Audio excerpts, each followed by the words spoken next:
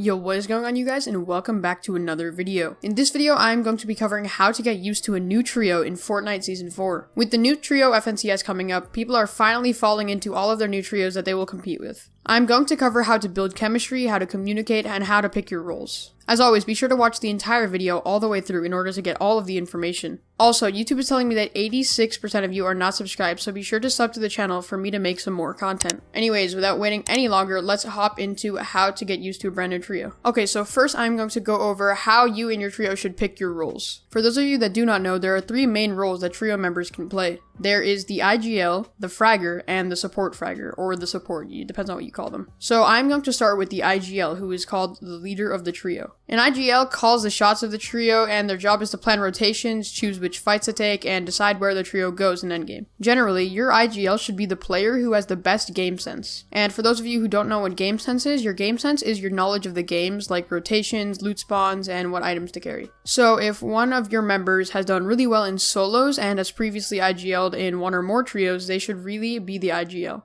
Alright, the next role is known as the fragger. So ideally, your fragger should be that player who is a phenomenal fighter. They should ideally have insane cracked out mechanics, including their aim, and be one of those people who grinds realistics and clicks box fights all day. The fragger's job is to get kills, and someone with good building, editing, and aiming will be able to get that done. Alright, the final role is known as the support fragger. Your support fragger is the guy who carries the utility and most meds for the trio. Most of the time, the support fragger is a better fighter than the IGL, but not as great as the main fragger. The best thing that your support can have is awareness. Your support is the person who's going to be constantly looking behind and consistently be looking for enemies that are trying to third party your team. But all in all, each member of your trio should be able to fill their roles and handle themselves equally. Alright, next I'm going to cover how you and your trio should build chemistry. I have covered this before, but I have some new tips that you guys should really hear. Okay, so obviously you and your trio should try each other out by doing some creative 3v3s in Zone Wars and Realistics. Try to avoid box fights because they're not as realistic as Zone Wars and Realistics. If you do this, not only will your comms get improved, but you guys will learn each other's gun preferences and learn each other's playstyles. You guys will also learn to get along and not blame each other for no reasons. I know it sounds kind of corny, but this is really important that you guys don't fight over stupid stuff. Now, for the new tips, you guys should actually try and play some trio squad public matches. Okay, before you click off the video, just hear me out. In squad pub, you guys can practice your drops, practice W keying, and practice doing crazy plays without the fear of losing arena points, and also without the fear of losing your trio over playing a ranked match and losing in that. Then again, if you and your trio is nuts, then be sure to play some arena and just don't listen to me in this part, but if you guys are normal players who just are trying to play competitive and get good,